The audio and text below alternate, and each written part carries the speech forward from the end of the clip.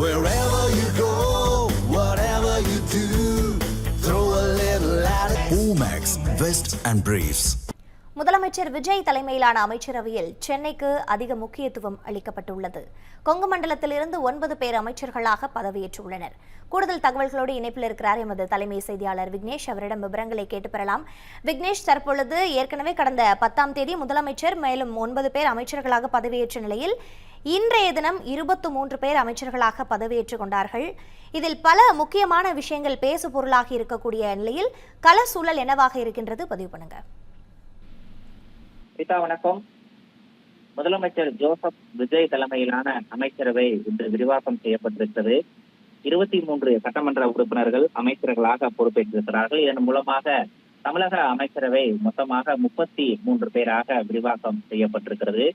ஏற்கனவே 10 பேருக்கு பொறுப்பேற்றிருக்கக்கூடிய அந்த 10 பேருக்கு இலாக்காக்கள் அதிகாரப்பூர்வமாக அறிவிக்கப்பட்டிருக்கக்கூடிய சூழலில் இன்றைய தினம் பொறுப்பேற்றிருக்கக்கூடிய 23 அமைச்சர்களுக்கு விரைவில் அவரவர் சார்ந்த இலாக்காக்கள் ஒதுக்கீடு செய்து அறிவிப்பு வெளியாக இருக்கின்றன. இந்த நிலையில் பெரும்பாலான மாவட்டங்களுக்கு இந்த அமைச்சரவை பிரதிநிதித்துவம் இல்லை என்ற ஒரு புகாரும் விமர்சனமும் எழ தொடங்கி இருக்கிறது. அதே நேரத்தில் ஒரு குறிப்பிட்ட மாவட்டங்களுக்கு அதிக அளவிலான அமைச்சரவை பிரதிநிதித்துவம் கிடைத்திருப்பதாகவும் தகவல் கிடைக்கப்பட்டிருக்கிறது. இன்றைய தினம் பொறுப்பேற்றிருக்கக்கூடிய இந்த அமைச்சரவை தொடர்பாக பல்வேறு கட்ட ஆய்வுகளுக்கு பிறகு ஆராய்வதில் சென்னை மாவட்டத்தில் இருக்கக்கூடிய மொத்தமாக 16 சட்டமன்ற தொகுதிகளில் போட்டியிட்ட தாவேக 14 சட்டமன்ற தொகுதிகளில் வெற்றி பெற்றிருக்கிறது. குறிப்பாக பெரம்பூர் தொகுதியில் ஜோசப் விஜய், வில்லிவாக்கத்தில் ஆதவ் அர்ஜுனா, டி நகரில் என் ஆனந்த், எழும்பூரில் ராஜ்மோகன், மயிலாப்பூரில் வெங்கட்ராமன், ஆர்கே நகரில் மரிய வில்சன் என 7 பேர் அமைச்சர்களாக பொறுப்பேற்றிருக்கிறார்கள். அதோடு தமிழக சட்டப்பேரவை தலைவராக தேர்ந்தெடுக்கப்பட்டிருக்கக்கூடிய ஜேசிடி பிரபாகர் 1000 விளக்கு தொகுதியிலிருந்து தேர்ந்தெடுக்கப்பட்டிருக்கிறார். அரசினுடைய தலைமை கொறடாவாக நியமிக்கப்பட்டிருக்கக்கூடிய சபரிநாதன் விருகம்பாக்கம் சட்டமன்ற தொகுதியிலிருந்து தேர்ந்தெடுக்கப்பட்டிருக்கிறார். இதன் மூலமாக மொத்தம் 9 பிரதிநிதிகள் சென்னை மாவட்டத்திலிருந்து மட்டும் தேர்ந்தெடுக்கப்பட்டிருக்கிறார்கள்.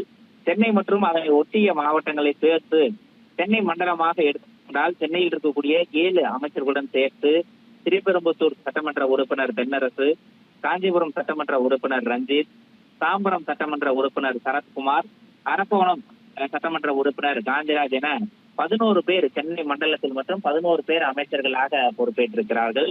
கொங்கு மண்டலத்தை பார்க்கும்போது தற்போது வரை 9 அமைச்சர்கள் பதவியேற்றிருக்கிறார்கள். குறிப்பாக கோபிச்செட்டிப்பாளையம் சட்டமன்ற உறுப்பினர் செங்கோட்டையன், திருச்செங்கோடு சட்டமன்ற உறுப்பினர் அருண்ராஜ் ஏற்கனவே அமைச்சர்களாக பதவியேற்றிருக்கிறார்கள். இந்த நிலையில் இன்று நடைபெற்ற பதவியேற்பு நிகழ்வின் மூலமாக சேலம் தெற்கு தொகுதி சட்டமன்ற உறுப்பினர் விஜய் தமிழன் பார்த்திபன், ராசிபுரம் சட்டமன்ற உறுப்பினர் லோகேஷ் தமிழ்செல்வன், குமாரபாளையம் சட்டமன்ற உறுப்பினர் விஜயலட்சுமி, ஈரோடு கிழக்கு சட்டமன்ற உறுப்பினர் விஜய் பாலாஜி, கோயம்புத்தூர் வடக்கில் சம்பத்குமார், கிணத்துக்கடவு விக்னேஷ், அவினாசி கமலி என 7 பேர் இன்று மற்றும் அமைச்சர்களாக பதவியேற்றிருக்கிறார். இதன் மூலமாக கொங்கு மண்டலத்தை பொறுத்தவரையில் 9 பேர் அமைச்சர்களாக பதவியேற்றிருக்கிறார்கள். டெல்டா மாவட்டங்களை பார்க்கும்போது ஸ்ரீரங்கம் சட்டமன்ற உறுப்பினர் ரமேஷ், கடலூர் சட்டமன்ற உறுப்பினர் ராஜ்குமார், கும்பகோணம் சட்டமன்ற உறுப்பினர் வினோத், அறந்தாங்கி சட்டமன்ற உறுப்பினர் முகமது பர்வேஸ் ஆகிய 4 பேர் அமைச்சரவையில் பிரதிநிதித்துவத்தை பெற்றிருக்கிறார்கள்.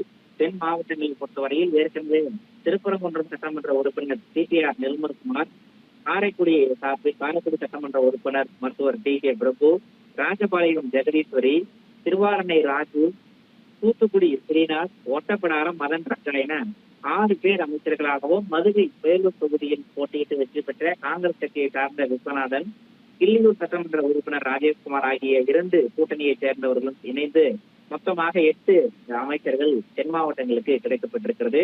அதோடு குறிப்பிடத்தக்க மாற்றமாக பார்க்கப்படுவது தமிழக அரசியல் வரலாற்றில் மிகப்பெரிய மாற்றமாக கருதப்படுவது பட்டியலினத்தை சேர்ந்த 7 சட்டமன்ற உறுப்பினர்கள் தாவேக கட்சியில் அமைச்சர்களுக்கு பொறுப்பேற்றிருக்கிறார்கள். எழும்பூர் ராஜ்மோகன், அவினாசி கமலி, ராசிபுரம் லோகேஷ், அரக்கோணம் காந்திராஜ், ஒட்டப்பிடாரம் மதன்ராஜ், ஸ்ரீபெரும்புத்தூர் தென்னரசு, மேலும் தொகுதியினுடைய பொது தொகுதியா இருந்தாலும் அங்கு போட்டியிட்ட பட்டியலினத்தை சேர்ந்த காங்கிரஸ் வேட்பாளர் காங்கிரஸ் சட்டமன்ற உறுப்பினர் விஸ்வநாதன் என 7 பேர் தாவேக அமைச்சரவையில் பட்டியலினத்திலிருந்து பிரதிநிதியாக தேர்ந்தெடுக்கப்பட்டிருக்கிறார்கள். அதோடு சிவகாசியினுடைய சட்டமன்ற உறுப்பினர் கீர்த்தனா, அவினாசியினுடைய சட்டமன்ற உறுப்பினர் கமலி, குமாரபாளையம் சட்டமன்ற உறுப்பினர் விஜயலட்சுமி, ராஜபாளையம் சட்டமன்ற உறுப்பினர் ஜெகதீஸ்வரி ஆகிய 4 பேர் தமிழக அமைச்சரவையில் பெண் அமைச்சர்களாக பொறுப்பேற்றிருக்கிறார்கள். இதில் கமலி அவினாசி தொகுதியினுடைய சட்டமன்ற உறுப்பினர் கமலி தான் மிகுந்த குறைந்த வயதுடைய 26 வயதுடைய அமைச்சர் என்ற ஒரு பெருமையையும் தற்போது பெற்றிருக்கிறார். குறைந்த வயதுடைய அமைச்சர் என்ற ஒரு பெருமையை அவர் பெற்றிருக்கிறார்.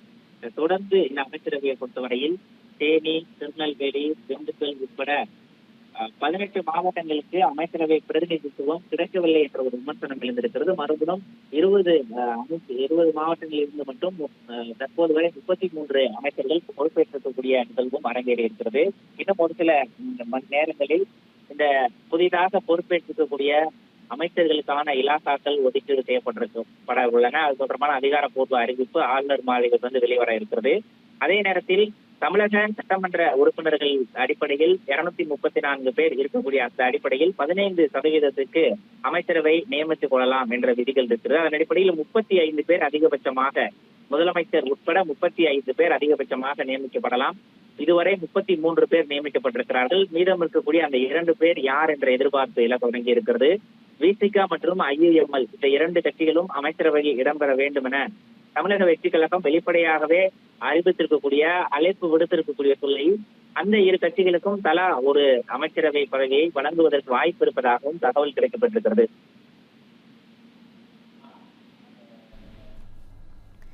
நன்றி விக்னேஷ், தற்போது வரை இருக்கக்கூடிய கள சூழல்களை விவரித்தமைக்கு.